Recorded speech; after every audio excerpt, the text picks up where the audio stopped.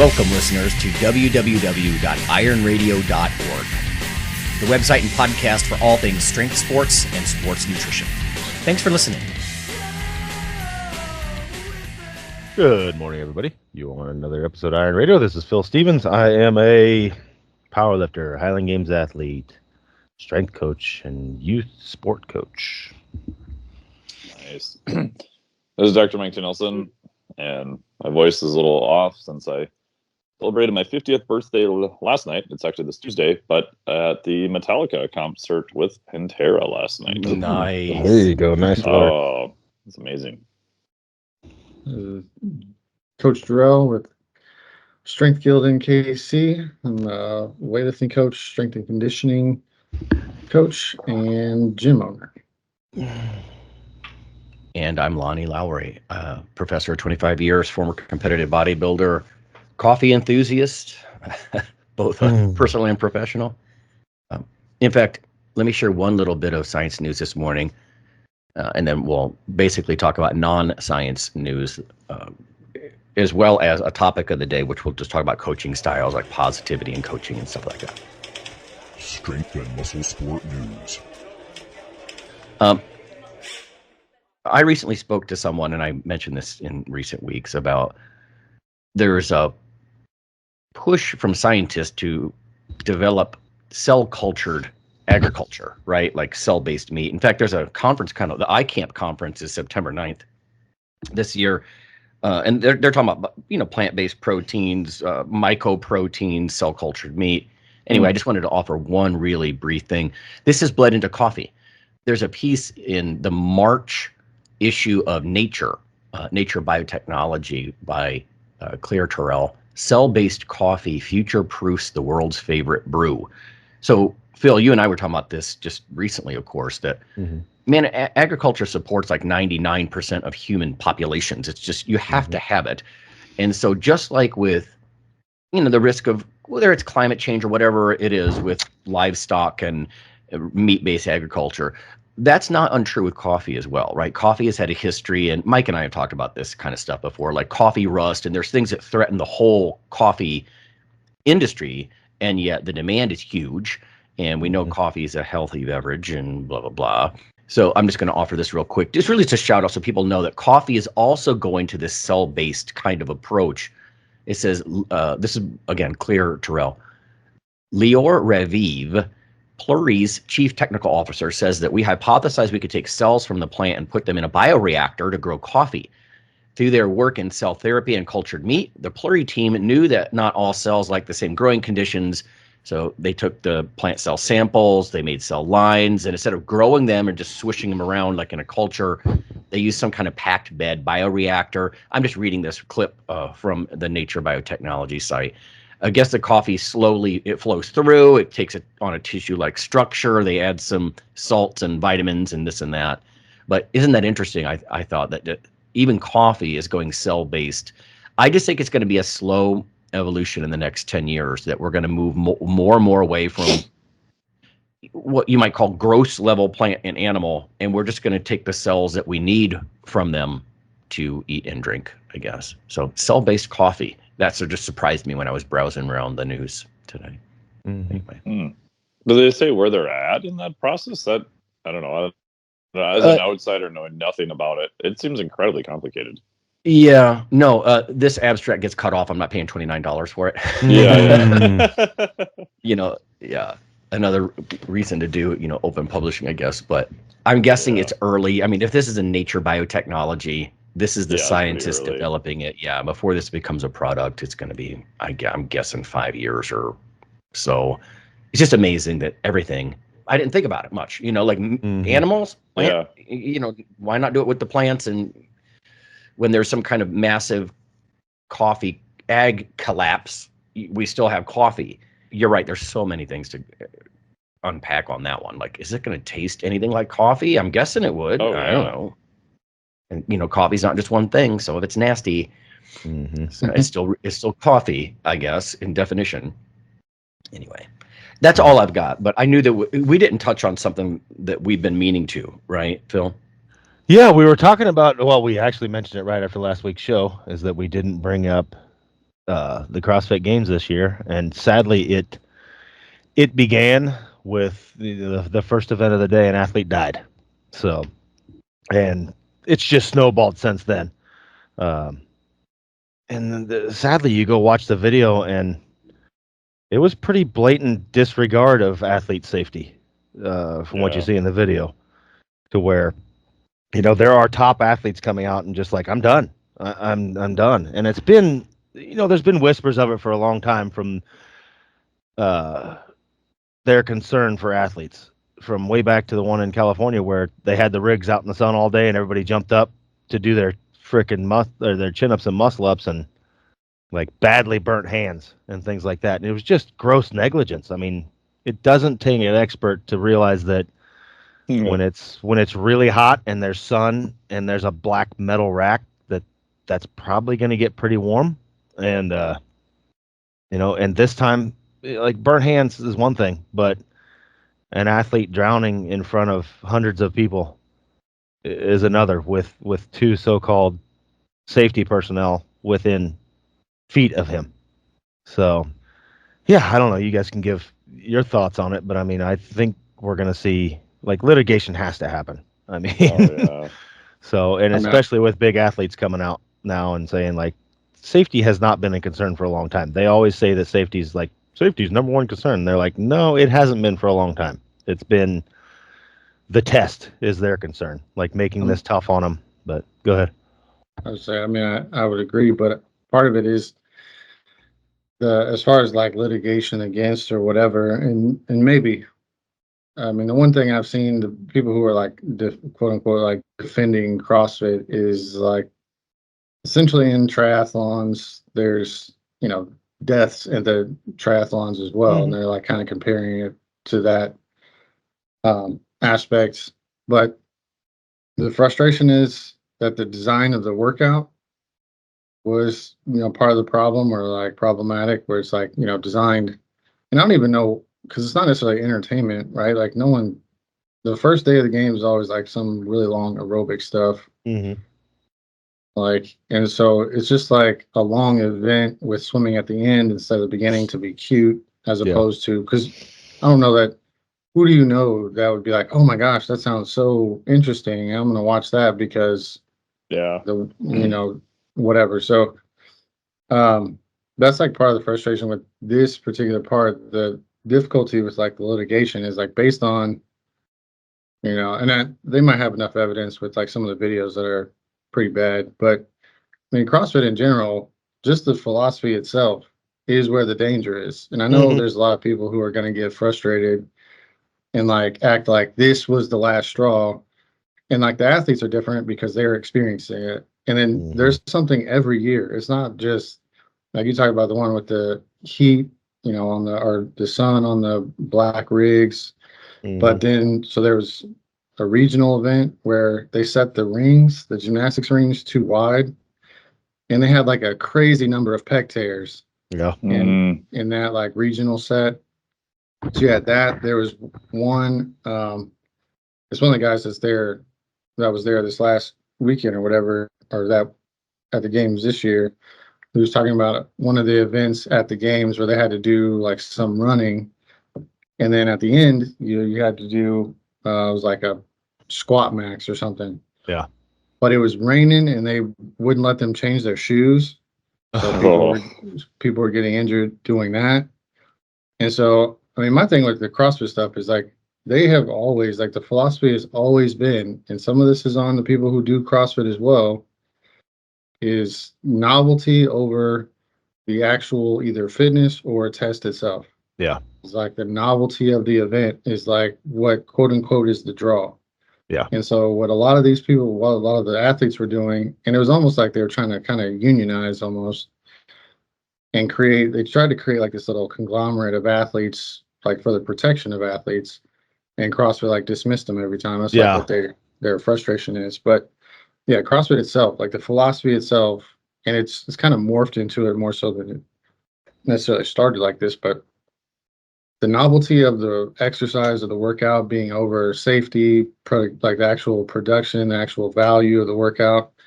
I mean, especially at the games level, I mean, that should be internally, that's what CrossFit should look at. Like if I was still owning a CrossFit gym, I would be like, yeah, we're not doing stupid shit. Like we're just not going to do it. Yeah. You know what I mean?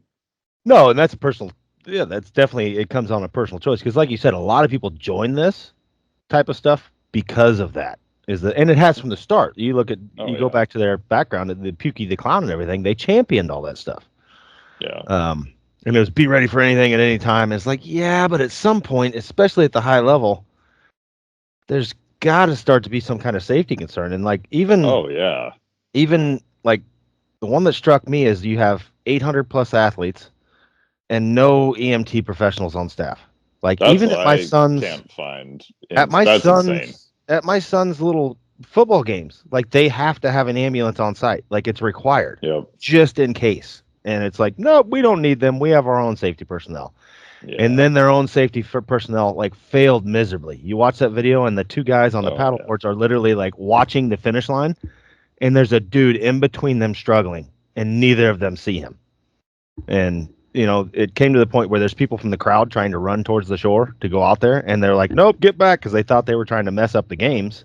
Like, no, we're trying to save this guy's life. Yeah. And it's like your own people aren't noticing him. At best, it's like gross negligence. Like, dude, your job's not to watch the finish line, it's to watch these athletes. And there's one right between you two that is struggling. So, I don't know. It's going to be we've been watching their decline, and this could be a real big dagger in the heart of the organization. I mean, because their own athletes are kind of turning on them, and it's like, yeah, we understand. Everybody understands like CrossFit is all about being ready for everything and going through tough things, but at some point, like safety has to at least be like number 3 or 4 on the list of worries. You know? Yeah. So. But it's not necessarily ready for everything. And my opinion on it from the start, like, I don't know. I mean, most people probably don't know necessarily my full history, but I owned a CrossFit gym for 6 years. So, and that was basically like 20, and I was coaching CrossFit before this too. So I've been involved in CrossFit. I was in it from like 2010 to, I don't know, when I left, like 2017, 2018, somewhere in there. And it was like that the whole time. And I mean, so the part of it originally, there was some pushback with some satire bloggers and, you know, social media accounts that would like, they would do it under like the guise of, because it was like Drywall and like Beast Modal, but they didn't put their real names out there because CrossFit vindictively will go after you outside of the context of, like they would go after you legally, they would try to get you fired from your job, all this stuff. And even before that, so early CrossFit, like 2008, 2009, if you went on those CrossFit discussion boards, it was just a terrible place. Like, you know what I mean? Like, and so they've championed, and I really would, and it's not everyone who joins and does CrossFit stuff, but they've championed like the douchebag energy really early on. Yeah. And then it just kind of continued. And that's one of the big reasons I would like just was done with it. I mean, there's some stuff just I didn't care to like keep, you know, trying to figure out how to entertain you with the workout versus like value of the workout. Yeah. But the novelty aspect is so deeply woven into what CrossFit is. I will have people who come in, make progress on a training program, like just a solid training program that we do for CrossFit, who will quit and make less progress and like go lose essentially all their gains doing random CrossFit stuff just because of the novelty aspect.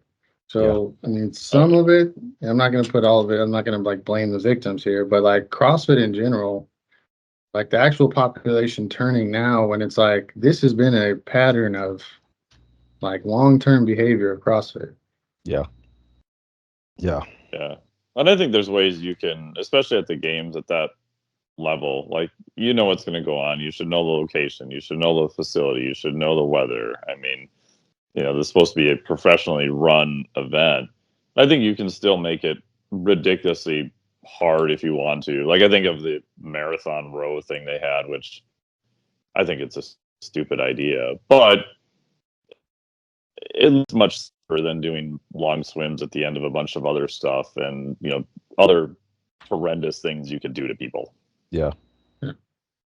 And I don't know what the numbers are, but like, I really don't understand the like keeping the games format the way it is, especially as it's losing popularity.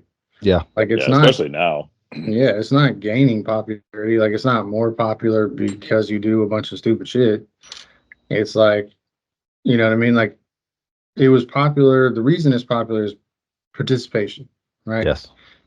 And so if you're going to try to professionalize it, right? Like you're trying to professionalize the sport and get some like standards. You can't keep the old CrossFit stuff and the new CrossFit stuff the same. Plus, we've already gone so far beyond it where the athletes who are training for it are doing like it's like they're truly training like professional athletes. Like they're Oh yeah. multiple times a day, 20 to 30 hours a week of training. That's not your like person who goes to the gym for an hour and does maybe 5, maybe 10 hours of training per week. Mm-hmm. So it's a completely different system now, and I just don't understand I can't imagine a single person who signs up for the CrossFit Games to see the novelty of the workout and really cares about that versus like the performance of the athletes. Mm-hmm. Yeah. Yeah. And even if you were gonna still have kind of the unknown component to it, let's say hypothetically you announce the events the week before or even a few days before or whatever time period that's relatively short, you're not going to be able to train and get better at that event, even if you've got a week's notice. Yeah, Like, no. You're just No. not. No, but you'll at least be able to be mentally prepared.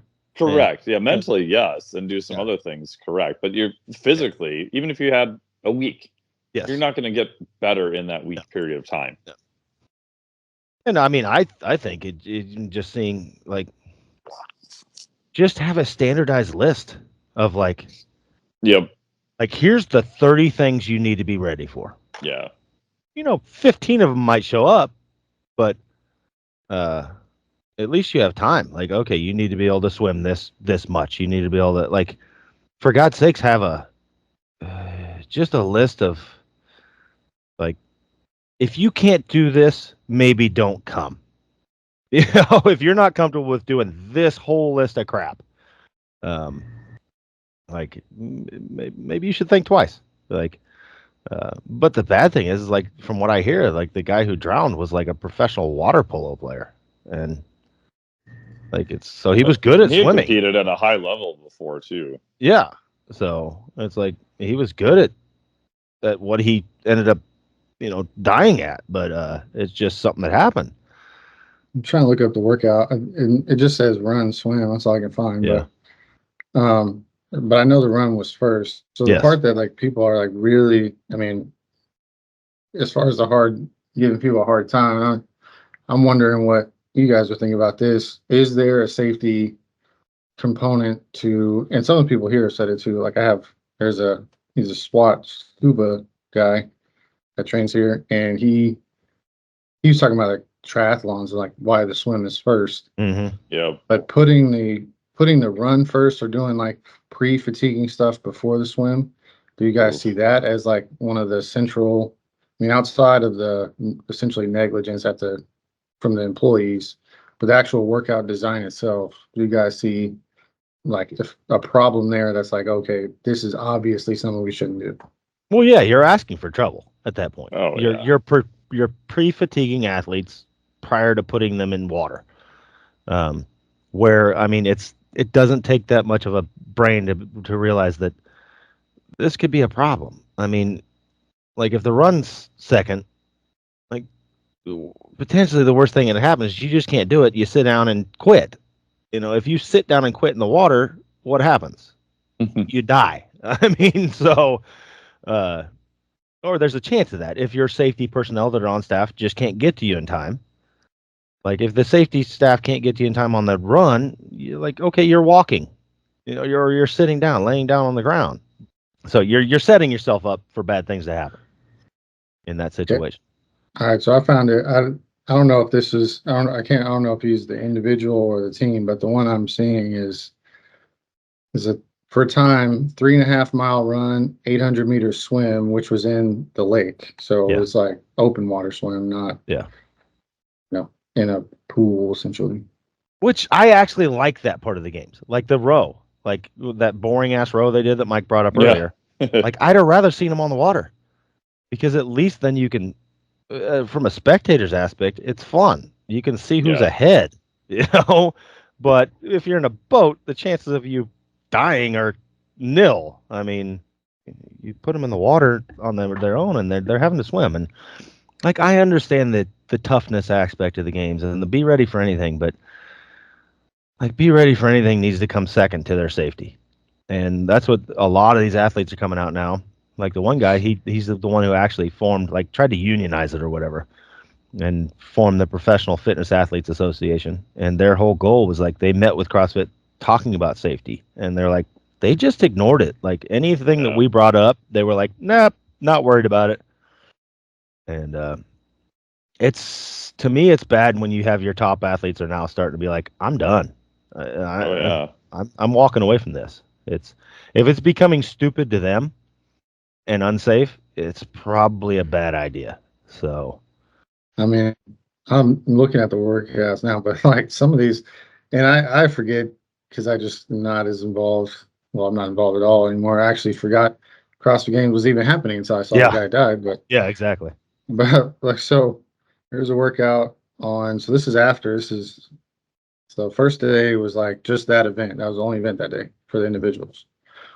And then you had, what looks like three kind of crazy events on, must have been Friday, with lots of, high rep deadlifts. So 50, there's a workout with 100 deadlifts at 225 for men. So 100, that's the first workout of the day. And then there's a bunch of other stuff in that with like rope climbs and all kinds of stuff. And there's two other events after that. But on day 3, so it must have been Saturday, first workout of the day is 1,000 step ups with 1,000 step ups with 45 pounds for time. Mm-hmm. So I was like, just look at, and then that's the first event of the day. The next event of the day is max effort cleans.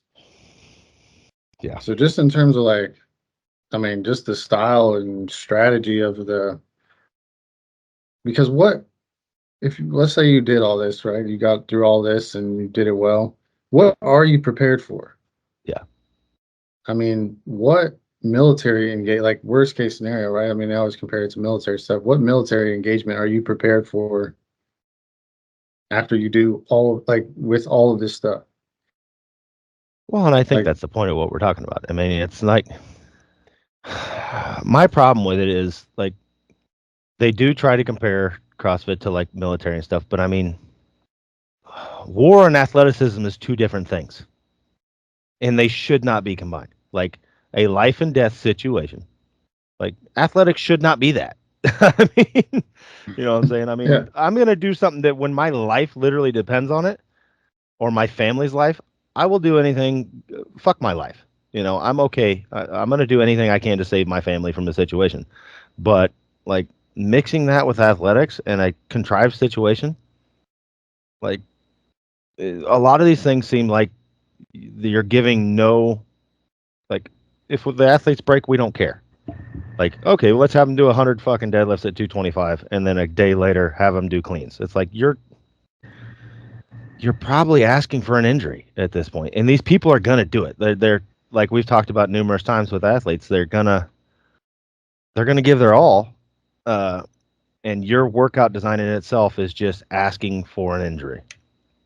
That's where I have problems with it. It's like you're setting up yourself for an issue. Like you can go about this without doing that. Like just put a little thought into it.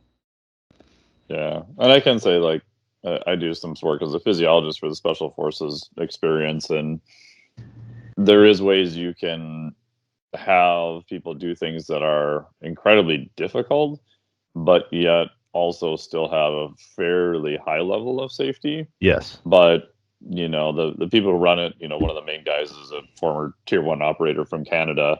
I mean, all the people helping with that have significant firsthand experience doing all of it, and have still spent a lot of time thinking about, okay, how did this person get out of, let's say, this complex task? I can't say what they are, but there's a lot of time and effort, and then testing that system and the backup system to that, and making sure you have a medic on staff, making sure you have evacuation, like all that takes a lot of planning that has to go ahead. And you can still have it be incredibly hard and incredibly difficult, but you have to know what you're doing, have experience, and spend a lot of time planning ahead of time to make sure it goes okay. I mean, even the swim, you could have done something as simple as, you have an emergency inflatable device on you. That's not, they have those life vests that don't do anything until you rip a cord.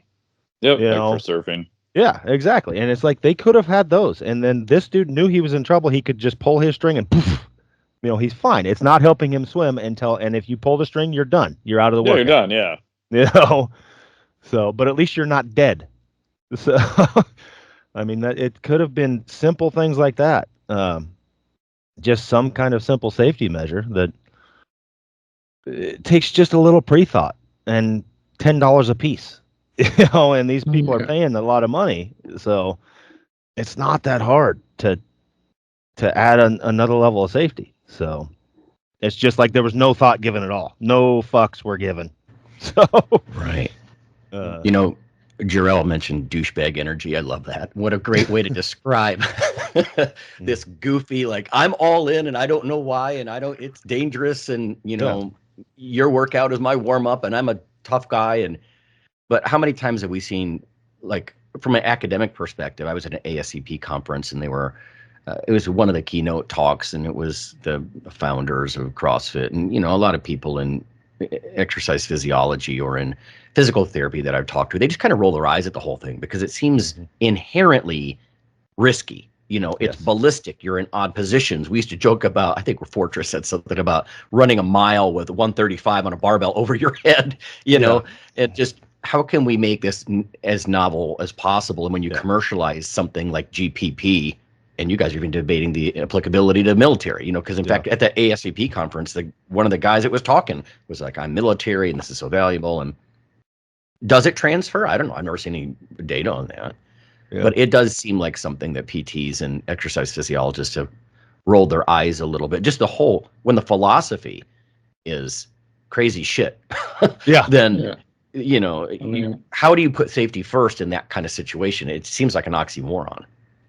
I mean, the clear distinction of, like, because there are events here. I remember, so I got pissed at this one event because they were doing max effort snatches, basically, is what we had to have athletes do. And they had like a little space that had the rubber on it, but because they wanted to get more athletes through it faster, and this is just a local event, they put them on the just like really smooth concrete. Oh, yeah. And then, so when I was like, yo, this is kind of bullshit. You guys don't want to do this. It's like the energy back towards you, and this is multiple times, but especially like this event is like you're soft, you're weak, you're whatever, like you need to be ready for anything kind of thing. Like that is baked into the CrossFit's, like whatever it is, whatever that like DNA is of CrossFit is like that. And that was the energy before. So when everyone was tearing their pecs, that happened. So there was regionals, and they had like, you had one regional event before you had other events like the next week, and they didn't fix it at all through the whole, like they had like basically a month worth of regional events that they never fixed it. And then they basically blame the athletes for not being prepared. Like, you should have been, you weren't doing enough, whatever, ring dips or whatever, you weren't prepared. But it's like, that particular, I don't even know what to say that it is, but it's like that energy from CrossFit, and it permeates, it gets into the, like, just even at the ground level. Because before this person drowned, right? I guarantee you people said something about it. Yes. And maybe they were wrong, right? Whatever. But like, man, this seems sketchy, right? And I guarantee you pushback came from all sides, like local level, the coaches at various CrossFit gyms, and then the highest level of CrossFit. Like Dave Castro's doing programming now. It's going to be suck it up, figure it out. Yeah. Like that is the energy that comes from Yes. that. And it's all like from all sides. So Yeah. how do you change that out of a business that, and who even knows? I don't get what the whole thing with CrossFit Games stuff is about changing now, because you're already dying. Yeah. You might as well change. But now, I mean, it might be too late. You might get sued into oblivion at this point. Who knows? Well, yeah, and I think the model of the games was problematic from the beginning, because it's always been, what crazy shit can we do? Mm-hmm. And the problem with that is you then continuously have to outdo yourself every year. Oh yeah. So it's gotten crazier like last time we did that. What can we add on to make it worse? It's literally like it becomes torture. What kind of torture can we do? And it's like, where does it end? Where do you stop going further? There has to be a point, because if not, then you're just stepping. You dipped your toe into the danger zone in games 1, and then you steadily get deeper to where, at some point it's inevitable that someone dies when you keep going that way. I mean, you're going to keep pushing it so far. Yeah, this goes back to what we were saying about escalation. The nature of some of these sports are escalate, escalate, escalate until it collapses under its own weight. And you look at other professional sports, and in like football, for example, because I'm deeply entrenched in that now, they've been going the opposite way. They're learning from their past, and well, we should probably, like, we got a lot of CTE going on. What can we do to minimize that? It's where it's Guardian helmets and this and that during at least practice and things like that. And like, this seems to be the opposite. It's like, well, they lived. Let's see what we can add on. They lived. Yeah. So, but even when they die, though, all right. So, I mean, this is another thing about the CrossFit stuff. And I sent it to one of my lifters who was with me at the CrossFit gym before. I was like, I mean, it wasn't 24, 48 hours. And private companies who really, I mean, low key are doing it for marketing. Like, there's no other reason to do it. They're already putting up hero wads for the guy. Yeah. Like, within essentially hours. And it almost, like, that whole thing is like, it seems like you guys couldn't wait for someone to die so you could use it as a marketing ploy to get people to do your hero workout and post their times in the comments. It's like, this is like a dystopian wild ass fucking thing that we got going on right now with CrossFit, where the entire population of it is like infected to some degree. Yeah. Oh yeah. No, it seems like drug addicts. I mean, because like, you hear about it, like there's heroin addicts that, like, a bad batch will hit the street that kills people, and they look for that. Like, oh, that killed Jim, and he was a hardcore user. I want that. See if I can live through it. I was like, oh my God. So, yeah, I mean, Ohio had that problem for a little bit a few years back. Like, this extremely potent batch of drugs hit the street, and like all these people were dying from it. Oh. And they were seeking it out. Like, oh, that's the good shit. Yeah. Wow. So, yeah, and I don't know. It's going to be interesting to see what happens. I mean, which way, like, this could kill them, or the organization itself, or not, or there could be change. We'll see what happens. But yeah, and the hard part too is, I mean, if you came to me even many years ago and said, hey, there's going to be this gym thing, and people are going to make gyms that are just basic. They'll be doing Olympic weightlifting. It'll be more women in general than men. It'll be kind of more like a old school type model. You can go to almost any major city, at least in the US, or even possibly in the world at one point, and just walk in and find this type of gym. I would have said you're crazy. They're like, that's never going to happen. That's going to replace or at least circumvent some of the other, gym culture. And they did. And I know you guys have done education for CrossFit crowds. And when I was doing a lot of it, it was great. Like, they were the one audience that would actually pay to at least hear you and show up and do the work. And I think the culture, to some degree, it can go obviously a little bit too awry. And to me, it's always so hard because there's a lot of hugely positive things too. And then there's a lot of other stuff that I think they have the ability to change. And me as an outsider now, I don't teach too much for CrossFit anymore, is they have so many things that's going right, and to see them appear to not want to change, I would imagine is incredibly frustrating. Mm-hmm. Yeah. So, well, we better take a break and move on. So, yep. Well, so we're going to talk about coaching styles and positivity, right? Yeah. Yep. All right. Hey, everybody. Iron Radio is back, and in an expanded way. What can you expect? Well, first, you can get it simulcast every week on the nutritionradio.org network, as well as on the original podcast. It'll appear regularly on iTunes, Spotify, and all your favorite podcasting sites. We have a new Iron Radio / Nutrition Radio Facebook page as well. Please check us out. We're even backed up on YouTube. We hope that an expanded presence will get you the news, education, banter, and guests that's made Iron Radio's community so loyal from the start. You are appreciated.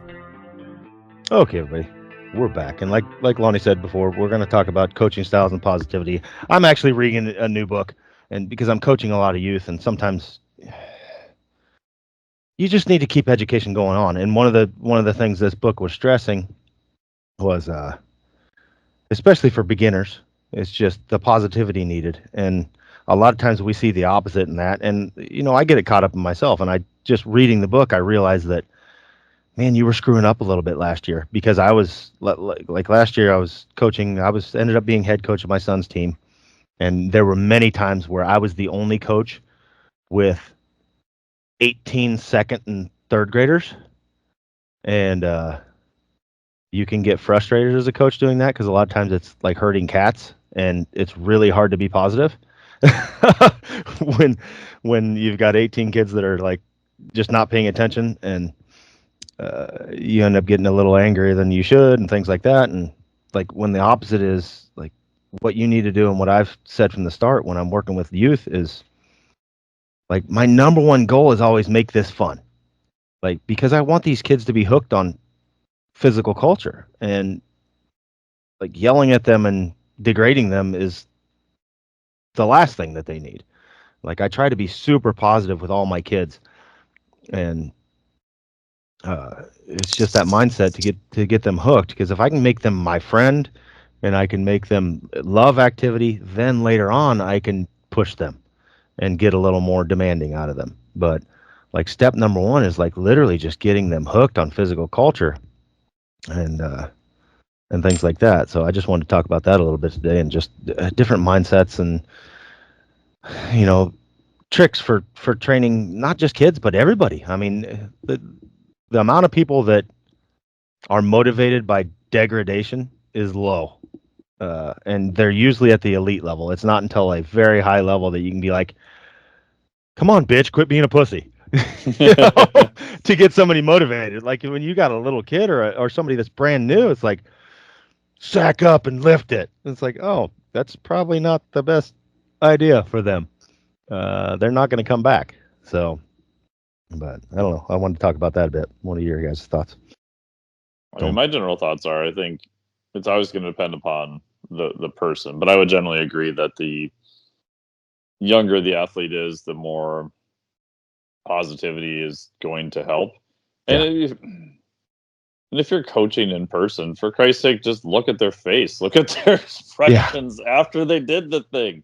Like you could probably tell just by doing that, I mean, at a higher elite level, it gets a little bit more messy. And, as adults, some people want to be pushed a little bit more. Some people don't. Like, I think even with my online clients, I have some that if I said anything slightly negative, they would be destroyed for days on end. I have other people that, you need to poke the bear once in a while to get them going. Yes. So.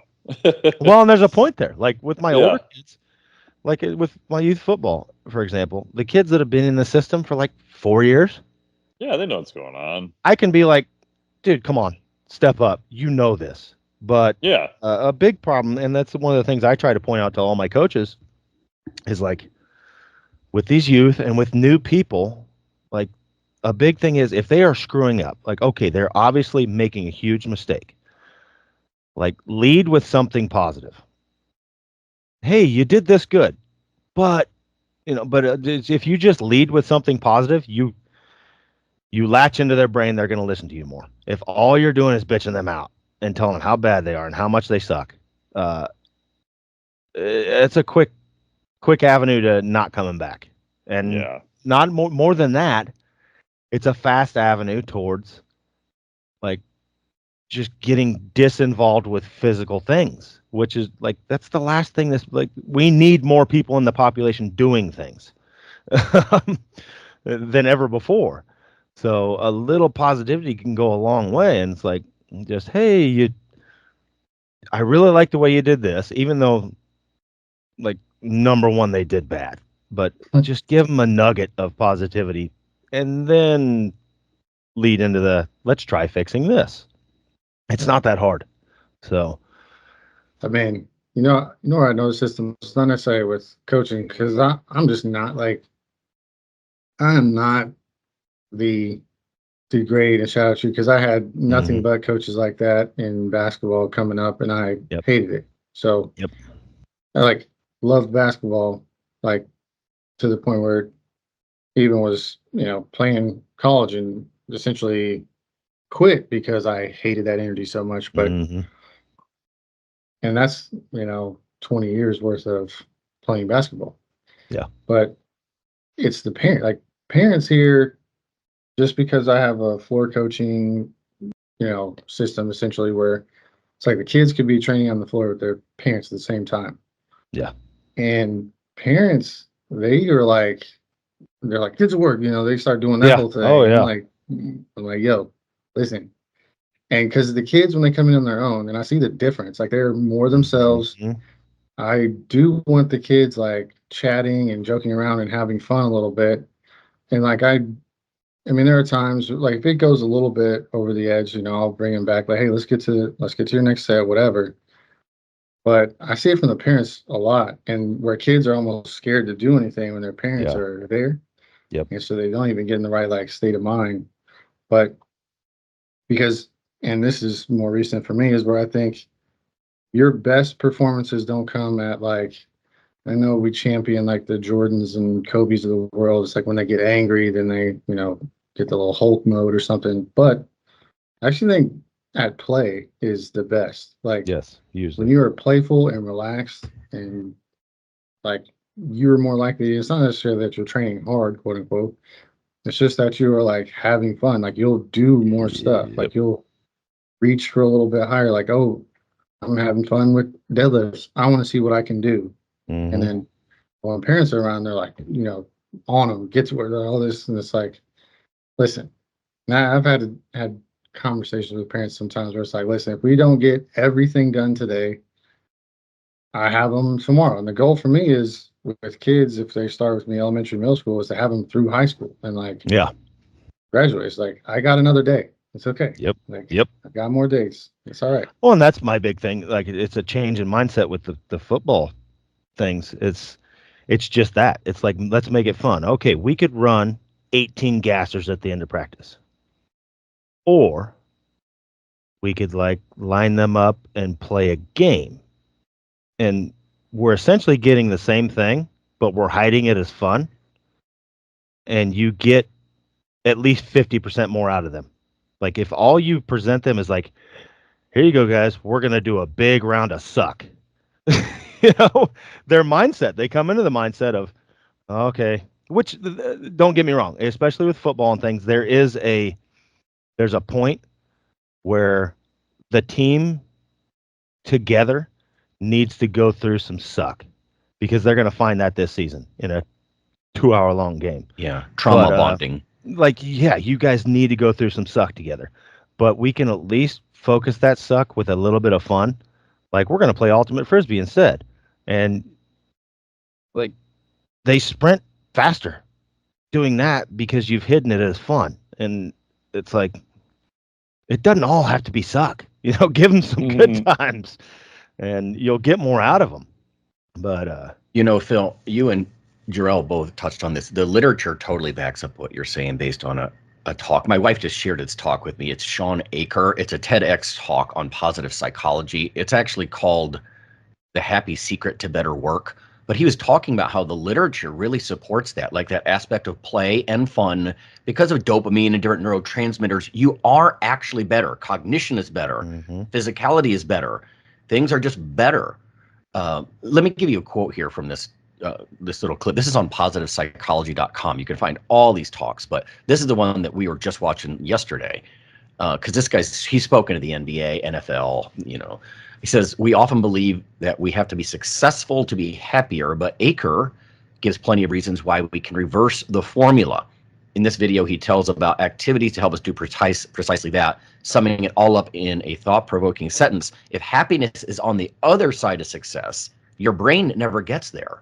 So in other words, reverse it and be happy first, right? Like you said, have that like positive mindset. We were talking weeks ago about you can't keep separating mind and body like we always talk about mind and body medicine or whatever. It's interconnected. But the whole idea of play, like you're talking about, he literally talks about the literature supporting that idea, right? That your performance is like 10% higher just because you're positive or happy in some way. Yeah.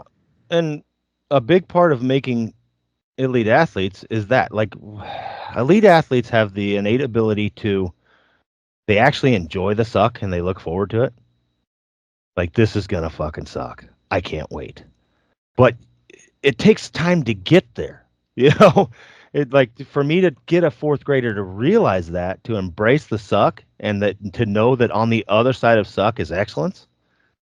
Like, we need to approach that with fun and give them something fun that is really hard. And at the end of it, you're like, man, was that hard? Like, yeah, that was horrible. But you had fun doing it. And look at the advancements you made. And then slowly they'll start to embrace the suck. Like, at some point, you have to embrace the suck to get great.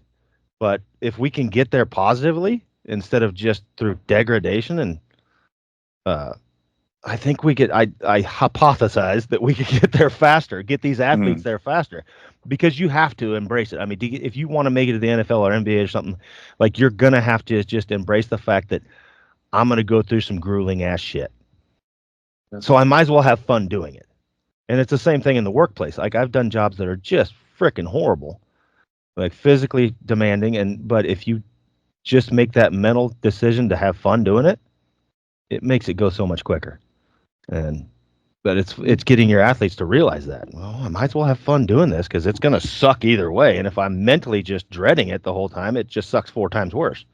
So, I mean, not even just with kids though. Like, so like the training session itself, and I think about this a lot. Just like the more I have to do like marketing stuff for fitness, in any case, but is like, so the whole reason, I mean, the biggest resistance to like working out, diet, nutrition, and all these things is like the end result is the quote unquote goal, but people hate everything in between.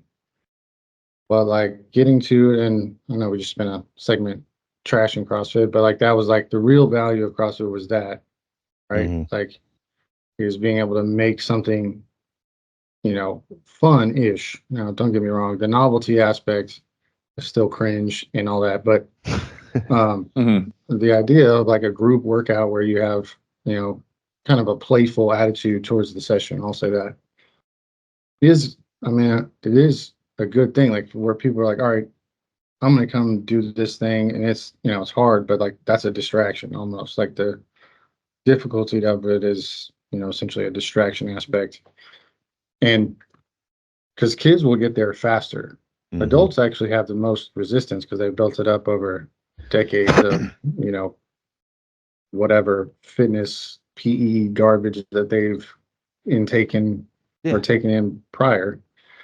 But kids will come around faster, where they, like the kids here who realize, like, I don't care what you're lifting right now.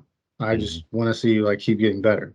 Yes. And so when they stop, they don't like compare themselves to necessarily, and they're just like, oh, and you'll see it like this, where they come in and they're training. It's usually deadlift. Kids love deadlifts because they can load it up. But they start out and it's like, maybe it's a grind to come in and like they're just kind of rolling their eyes or whatever.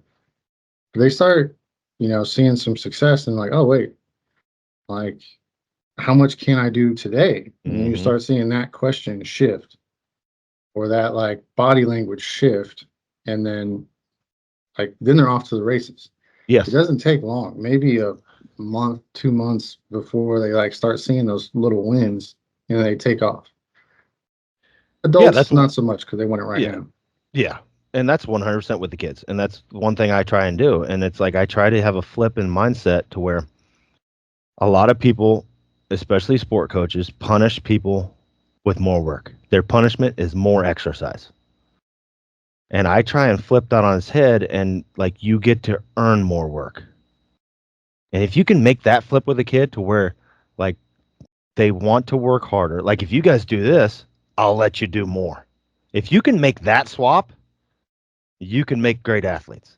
Like, because then they strive to want to do more. Like, nope, that was good on deadlift, but if you want to do more, you need to be able to do this, and make them earn their way up. And it's like they start wanting to do more work for you.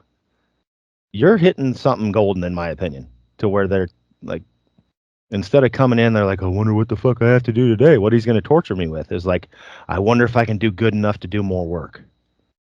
To where they strive for perfection. And like, if you can hit there, we're getting somewhere, in my opinion. So. Yeah. It's weird in team sports. I remember in high school soccer, if somebody did something bad, it's like, go run 2 laps. Yeah. I was like, wait, you're using exercise as a punishment? Like, as opposed to like what you've done over the years, Phil, like, well, Coach Stevens is going to let me max today or something. Exactly. He's going to let me. And that's like my kids. I normally don't. I know their max test days coming up, but usually it's pretty fluid, and I figure it out on a day that I know they're doing well, and I surprise them with it. You did good. We're going up, and they're like, "What? We get to go up?" And they're stoked. It's not on their like calendar of like they don't know the day before they're coming in that it's going to happen. I wait and see how they're doing, and if they're having a good day, and they're training well, and it's like we surprise them with it, and then they're happy, like, oh man, I get to do this. And if you can make that switch to make them want to do more work, and that's like even my son, I have a big deal, like he's into football, but I still make him stop practicing before he wants to. I don't train him until he's like, can we quit? I try and stop every session before he wants to stop. Okay, we'll do more tomorrow. Like I want him wanting to do more. If you can reach there with your kid or an adult, like you're getting somewhere. You don't, every session you shouldn't be dragging them through the mud. It's like if you make them, well, I wish coach would let me do more. If you can reach that, I really think you're reaching somewhere good to make these people, and you're reaching somewhere that's more important than the sport itself. You're getting this human organism to enjoy physical activity and want to do more themselves. And we need more of that. Yeah, that's clever. That sounds like the rule where they say leave a good conversation when it's 80% finished. In other words, like leave them wanting something. Yep. I never really thought about that in a sports team context. But you would think that rule would apply. Like, that was great. Oh, we have to quit. Come on, coach. Yeah, exactly. It's like, oh, don't worry, we'll do more tomorrow. I got plenty more. Add on. The thing is then you can slowly add on more. And because their threshold or their desire to do work grows. And then it's not that long, a couple months, you've got these kids doing a lot of work and they're loving it. Because you keep stopping them before, like, oh, I was able to do that. Wonder what I can do next time. Like, if you get them striving and wanting to do more and not having to force them to do more, go do 7 more laps, and they're all just, this sucks. You can change the whole mindset of the team. Now, of course, you're going to have, there's a caveat. There's kids that are just lazy. And, like, we have some kids on the team that we have to poke and prod. Like, I got one kid in general right now on in my 2nd through 4th graders, like, the kid will be running around like mad before practice, and he'll do the same after practice. But in practice, like, he's just acting like he'll run 20 yards and be like, I'm dying. And then after practice, he's running sprints, and it's like, why are you? Come on, man. And it's one of those things. It's just we have numerous kids that it's like, if I tell them to sprint, they'll walk. If I tell them to walk, they'll sprint. It's just this defiance thing in their mind, and some authoritarian thing. We got to somehow latch onto them, and usually the best way to do that is through positivity. If you become this kid's friend and embrace them, and then they'll start doing more for you. Because somewhere along the lines, they've had something bad with, like, and that's what we talk about a lot, is like a lot of being a coach is being a psychologist and learning your athlete and what they respond to. So you guys are always talking about the spectrum of personalities. I once had she's kind of a mentor. She was a dietitian teacher a long time. And she used to say one of the biggest challenges in teaching, and I see a lot of similarities with coaching, is the range, the spectrum of personalities you have to deal with. Like there's not one formula that's going to work. It's like the art of coaching. Like you said, you almost have to be a practicing psychologist. Yeah. Just to, like you're talking about the resistant kids. Like I've heard before, and Mike even probably knows more about this than I do. But if you take someone resistant in a group, usually giving them a minor position of authority, like, you know what, I watch your discipline and watch you get after it after practice. Mm-hmm. You can be an example to some of the junior kids here. Yep. You know what I mean? Can you turn it on during and frame it differently somehow? Yep. It's got to be a real challenge to deal with each one of these kind of individuals. And then the team dynamic we've talked about. It's not like you guys work with an individual Olympic lifter. Yes. In isolation, kind of, and that doesn't probably happen much, but you know what I mean. Like then there's also the team dynamic. Yep. It's tough. Yep. All right. So we'll call it a day. Be positive. Be positive with people. And then, like, that'd be my cue. Like, be positive to your clients. Be positive to your athletes until they respect you, and they'll jump through fire for you at some point if you earn that. And they trust you. Like, coach isn't going to do anything stupid with me. If you get to the point where they understand that, like, you have nothing but their betterment in mind, even when you're like scolding them, you're getting somewhere, and that's what you need to get them to realize. So, all right. It's a good message from a bunch of curmudgeons. We're usually kind of crazy about stuff. But, all right. Catch you later. See ya. Iron Radio is accepting donations.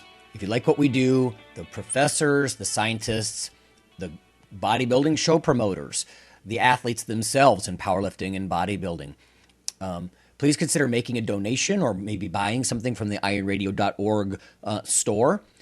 We also are accepting supporting members. So for $4 a month, which is frankly less than the bank sneaks out of your account in fees, you can step up and support a form of sort of public radio for the bodybuilding and powerlifting and strength community. The Iron Radio podcast and all of the audio on ironradio.org is for informational purposes only. If you're interested in starting a diet or exercise program, it's important to check with your physician. Also seek the help of registered dietitians, athletic trainers, and qualified exercise physiologists in order to make the progress that you need.